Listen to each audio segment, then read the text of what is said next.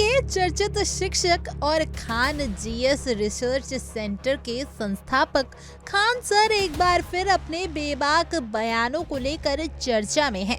इस बार उन्होंने मुसलमानों की स्थिति और पाकिस्तान के रवैये पर तीखी प्रतिक्रिया दी है। उन्होंने स्पष्ट शब्दों में कहा कि अगर आज मुसलमानों को जिल्लत का सामना करना पड़ रहा है तो उसमें सबसे बड़ा हाथ पाकिस्तान का है।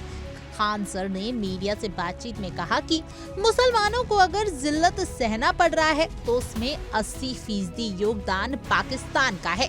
ये लोग मस्जिद में बम फोड़ देते हैं। मुसलमान को अगर जिल्लत सहना पड़ रहा है तो उसमें 80% योगदान बस इन्हीं चोट्टों का है। मस्जिद में बम फोड़ देता है। उन्होंने पाकिस्तान की तुलना दुबई से करते हुए कहा कि एक समय था जब दुबई पाकिस्तान से जहाज किराए पर लेता था, लेकिन आज दोनों के बीच शेर और सूअर जैसा फर्क हो गया है।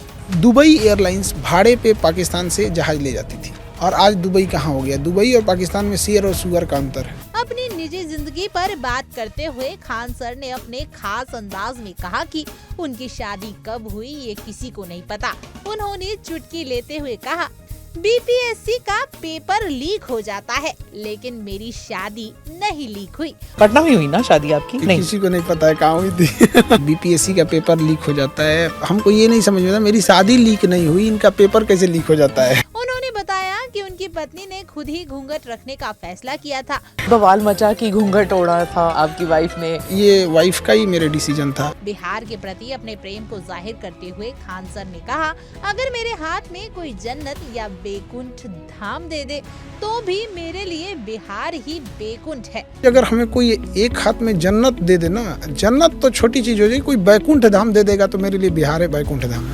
बिहार में हो रहे पलायन पर भी उन्होंने अपनी राय रखी। उन्होंने कहा कि अगर पलायन पैसे कमाने के लिए हो रहा है तो वह गलत नहीं, लेकिन अगर जिंदा रहने के लिए लोग पलायन कर रहे हैं तो ये बहुत चिंताजनक स्थिति है। पलायन अगर पैसे कमाने के लिए हो रहा है तो वो गलत नहीं है, लेकिन जिंदा रहने के लिए हो रहा है तो ये गलत है। उन्होंने बिहारियों पर होने वाले मजाक को लेकर भी नाराजगी जताई और कहा कि जब बिहारी लोग पर जोक बनाए जाते हैं तो मुझे बहुत बुरा लगता है। आपको बुरा लगता होगा ना जब बिहारियों को लेकर जब लोग मजाक उड़ाते हैं? बहुत बुरा लगता है। राजनीति में आने की संभावना पर खान सर ने दो टूक कहा कि राजनीति में लोगों को पढ़ा लिखा इंसान नहीं चाहिए। उन्होंने तंज कसते हुए कहा, लोगों को पता है कि हम इस ब्रांड का जूता खाएंगे, लेकिन पढ़े लिखे नेता से डर लगता है।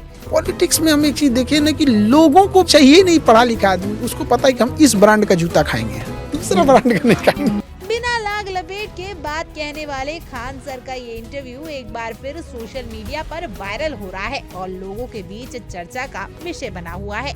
खैर, आप खान सर की इस जज्बात और इन बातों को सुनने के बाद क्या कुछ कहना चाहेंगे, हमें कमेंट कर जरूर बताएं और ऐसी और जानकारी के लिए आप इंडिया डेली को सब्सक्राइब कर लीजिए।